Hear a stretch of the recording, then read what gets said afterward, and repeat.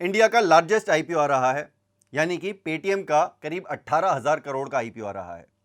यह आईपीओ पिछले 1-1.5 साल से काफी चर्चा में रहा है और पहले से ही काफी बातें हो रही थी कि यह इंडिया का शायद लार्जेस्ट आईपीओ होगा। तो आई एम श्योर ये सारी बातें, सारी न्यूज पेटीएम के एम्प्लॉइज को भी पता होंगी, इंटरनली भी डिस्कस होती होंगी और जनरली आईपीओ एक काफी पॉजिटिव न्यूज मानी जाती है किसी भी कंपनी के लिए। तो ऐसा क्या हुआ जब इतनी पॉजिटिव न्यूज चल रही है, आईपीओ की बातें हो रही हैं, सो उस पिछले 1-1.5 साल के अंदर बहुत सारे सीनियर लेवल के एग्जीक्यूटिव्स पेटीएम छोड़ के चले जाते हैं। यही हम इस वीडियो के अंदर जानने वाले हैं। पेटीएम के आईपीओ का इन डेप्थ एनालिसिस करेंगे, बने रहिए। दोस्तों, आईपीओ में अप्लाई करने का सबसे आसान तरीका होता है डीमैट अकाउंट के थ्रू हम अप्लाई करें, क्योंकि वो ऑनलाइन हो जाता है और साथ में यूपीआई से हमारी पेमेंट हो जाती है। और ये करना कैसे होता है अप्लाई, इसके लिए मैंने एक डिटेल वीडियो किया है, आप वो देख सकते हैं। और डीमैट अकाउंट कैसे खोलना होता है उसके लिए भी हमने डिटेल वीडियो किया हुआ है। डीमैट अकाउंट खोलने का लिंक भी आपको नीचे डिस्क्रिप्शन में मिल जाएगा। और हाँ, डीमैट अकाउंट खोलने में थोड़ा बहुत टाइम लग जाता है, तो आने वाले जो आईपीओ होंगे उनको आप आसानी से अप्लाई कर पाएंगे, इसीलिए आप डीमैट अकाउंट जरूर खोल के रख लीजिए। चलिए दोस्तों, सबसे पहले तो हम कंपनी और उसका बिजनेस समझ लेते हैं। कौन कौन से इनके मेन डिविजन्स हैं, क्या क्या काम करते हैं, कहां से इनको पैसा आता है और कहां से नहीं आता है, सारी ही बातें कर लेते हैं। कंपनी का जो मेन नाम है वो है 197 कम्युनिकेशंस। ये इंडिया का लीडिंग डिजिटल इकोसिस्टम है for consumers and merchants. I am sure हम में से सभी लोगों के पास पेटीएम है, हम किसी ना किसी वजह से पेटीएम यूज करते ही हैं, चाहे एक दूसरे को फंड्स ट्रांसफर कर रहे हैं, चाहे किसी भी टाइप की हम पेमेंट्स कर रहे हैं, कोई बिल पेमेंट्स कर रहे हैं, एक्सेट्रा एक्सेट्रा। लॉन्च हुआ था पेटीएम 2009 के अंदर to enable cashless payments. Digitalisation जो हो रहा है पेमेंट्स का, उसके अंदर पेटीएम ने काफी लीडिंग पोजीशन ली थी। लार्जेस्ट ऑनलाइन पेमेंट इकोसिस्टम है, 33.7 करोड़ रजिस्टर्ड कस्टमर्स हैं। काफी बड़ा नंबर है, मेरे को नहीं लगता कि इतना बड़ा नंबर शायद ही और किसी ऐप के पास होगा। 2.18 करोड़ रजिस्टर्ड मर्चेंट्स हैं, ये भी काफी बड़ा नंबर है। आई एम श्योर ये वाला नंबर भी शायद ही किसी ऐप के पास होगा। 3 रेवेन्यू लाइंस हैं इनकी मेनली, एक है पेमेंट सर्विसेज, दूसरा है कमर्शियल एंड क्लाउड सर्विसेज, फिर है तीसरा फाइनेंशियल सर्विसेज। अब इन 3 मेन सर्विसेज में से कहां से कितना रेवेन्यू आता है ये भी हम एक बार देख लेते हैं। पेमेंट एंड फाइनेंशियल सर्विसेज की अगर हम बात करें तो पेमेंट सर्विसेज टू कंज्यूमर्स की हम पहले देख लेते हैं। देखिए यहां पे पूरा हम एक पैटर्न स्टडी करने की कोशिश करते हैं।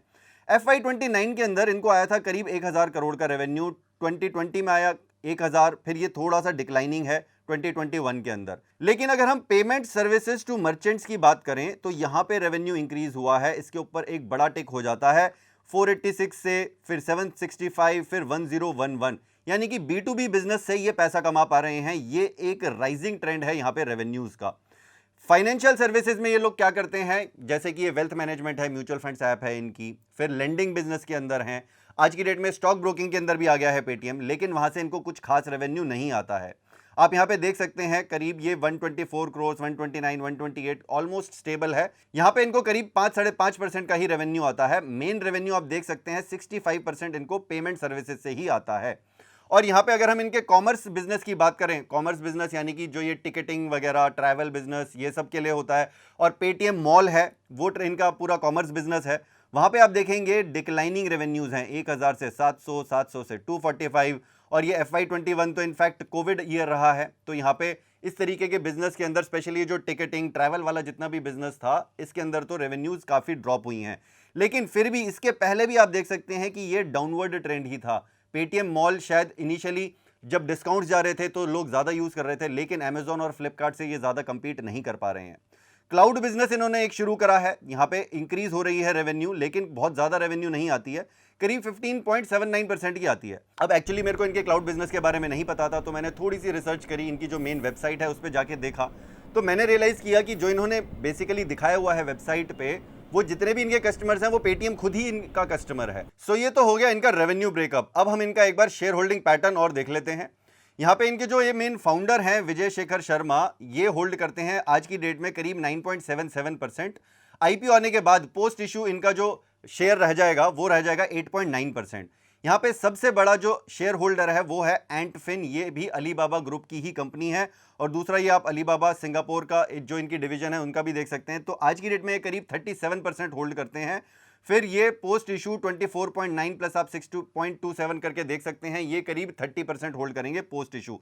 सो आप ये देख सकते हैं कि कितने शेयर होल्डर्स यहाँ पे एग्जिट ले रहे हैं, यानी कि आईपीओ के अंदर एग्जिट ले रहे हैं। अब जितना भी ये पैसा रेज होगा करीब 18,000 करोड़ का, वो भी हम जल्दी ही देखेंगे कि उसमें से कितना पैसा पेटीएम के अंदर आएगा, यानी कि जो एक्सपेंशन के लिए यूज होगा, और कितना पैसा ये इन्वेस्टर्स बाहर हो जाएंगे लेके।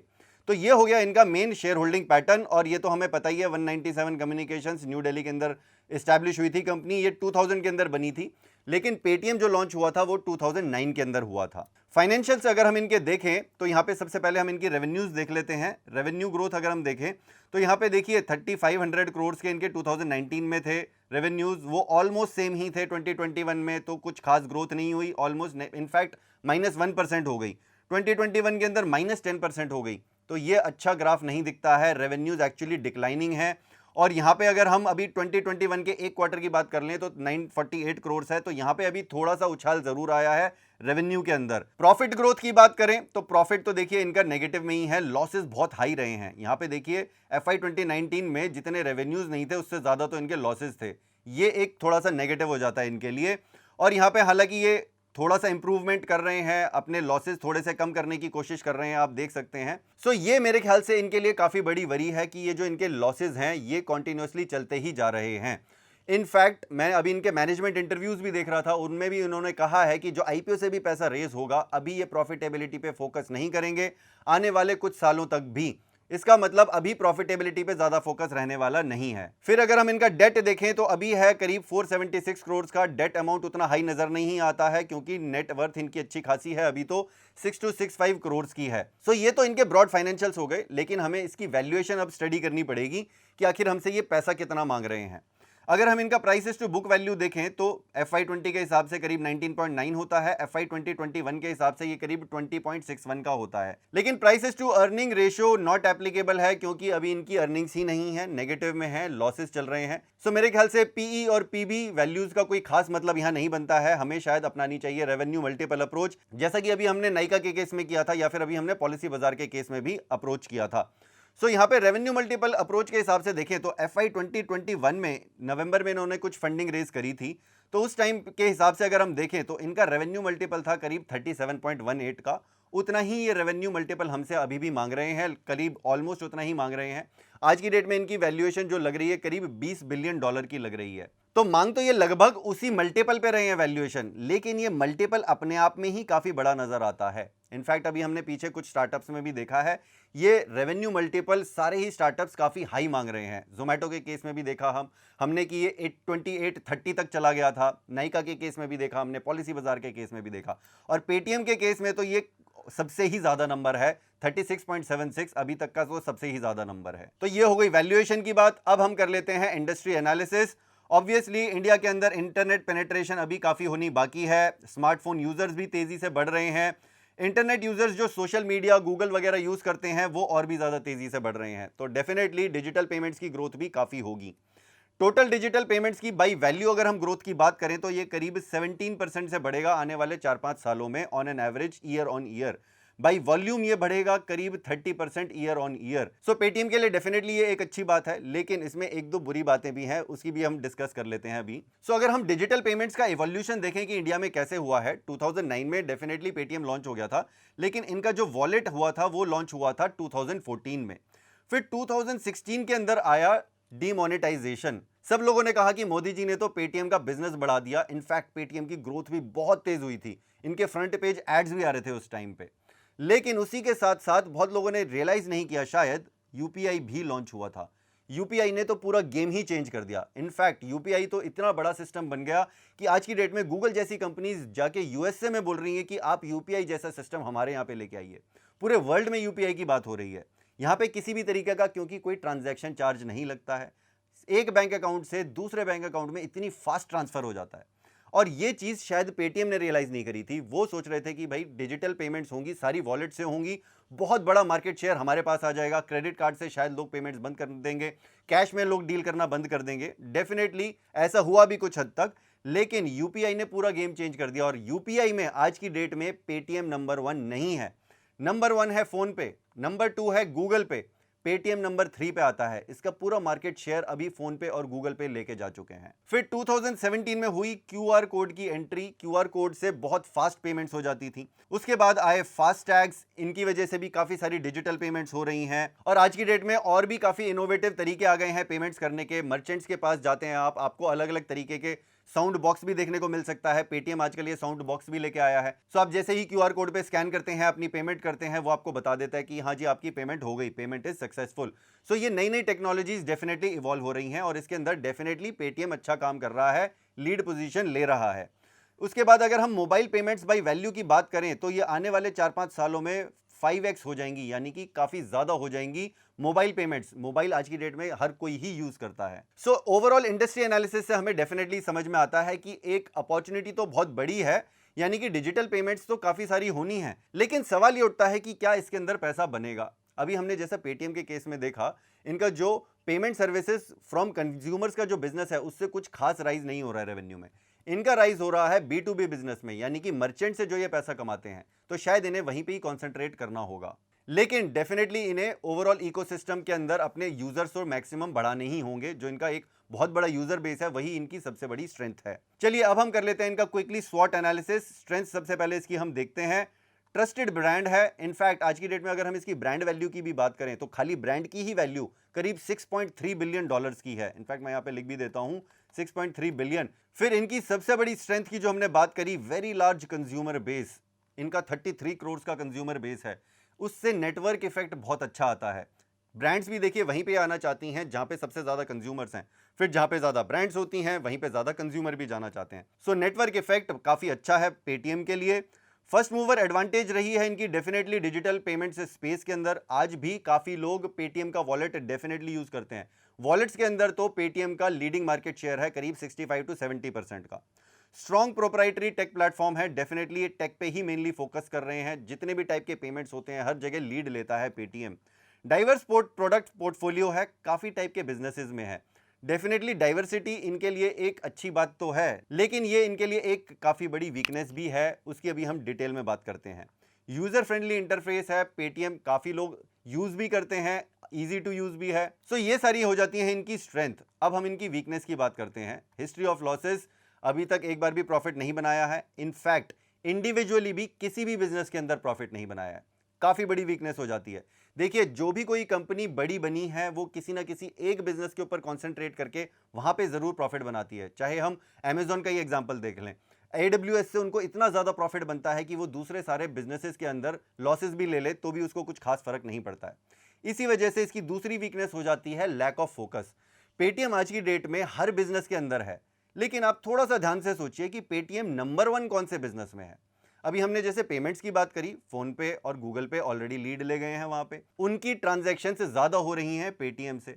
फिर अगर हम दूसरे बिजनेसेस की बात करें, ये वेल्थ मैनेजमेंट में है, लेंडिंग में आ रहे हैं, वहां पे ये नंबर 1 किसी भी बिजनेस में नहीं है। कंज्यूमर बिजनेस की बात करते हैं, वहां पे भी नंबर 1 नहीं है।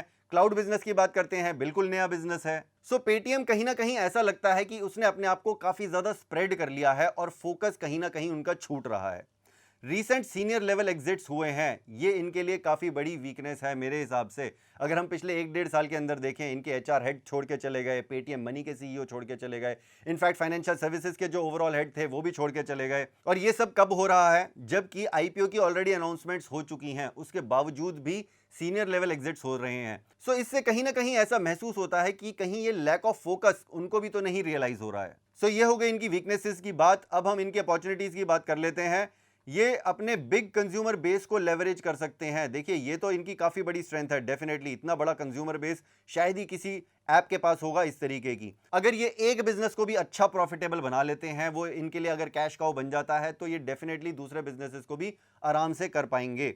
Grow consumer and merchant base, definitely ये तो देखिए मर्चेंट बेस अगर ये बढ़ाएंगे तभी इनको ज्यादा से ज्यादा मुनाफा होगा, क्योंकि वहीं से इनको ज्यादातर रेवेन्यूज अभी आ रही हैं। और कंज्यूमर बेस इन्हें इसलिए बढ़ाना पड़ेगा क्योंकि मर्चेंट्स भी तभी इनका प्लेटफॉर्म ज्यादा से ज्यादा यूज भी करेंगे। एक्सपैंड इनटू इंटरनेशनल मार्केट्स, आज इंडिया में है, ये इंटरनेशनली भी एक्सपैंड डेफिनेटली कर सकते हैं, वहां पे इनके लिए एक अपॉर्चुनिटी है। Expand access to financial services, financial services एक ऐसा बिजनेस है जिसके अंदर डेफिनेटली एक्सपैंड कर सकते हैं, लेकिन पहले जैसे हमने बात करी, इन्हें फोकस शायद करना होगा अपनी प्रॉफिटेबिलिटी पे।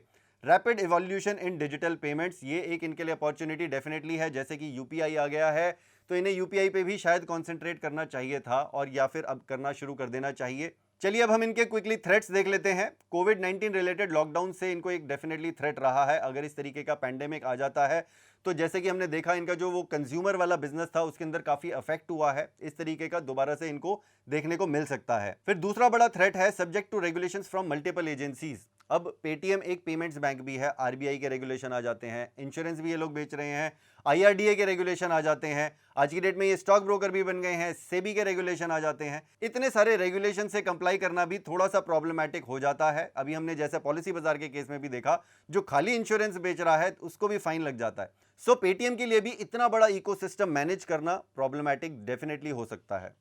High competition from unlisted peers, जैसे कि अभी हमने बात कर ली फोन पे की, गूगल पे की। सिमिलरली आप दूसरे डोमेन्स में भी देखेंगे, स्टॉक ब्रोकर में कितने सारे स्टॉक ब्रोकर्स हैं, वहां से इनको कंपटीशन है। वेल्थ मैनेजमेंट में म्यूचुअल फंड्स ऐप, ये डेफिनेटली नंबर 1 नहीं है पेटीएम मनी, दूसरे इतने सारे म्यूचुअल फंड्स ऐप हैं। सो जैसा हमने पहले बात करी, अभी ऐसा कोई भी बिजनेस नहीं है जहां पे competition, high competition Paytm face नहीं कर रहा है। तो ये हो गया पूरा स्वॉट एनालिसिस। अब हम क्विकली आईपीओ की डिटेल्स देख लेते हैं। आईपीओ का प्राइस रखा गया है 2080 से लेके 2150 का, और ये हम हमेशा बात करते हैं कि हमें कट ऑफ प्राइस पे अप्लाई करना चाहिए, जिससे कि हमारे अलॉटमेंट के चांसेस बढ़ जाएं। अप्लाई कैसे करना है, डीमैट अकाउंट वगैरह के लिंक मैं आपको नीचे डिस्क्रिप्शन में दे दूंगा। बुकबिलिटी ये इशू है, इशू साइज है करीब 18,300 करोड़ का ऑन अपर प्राइस बैंड।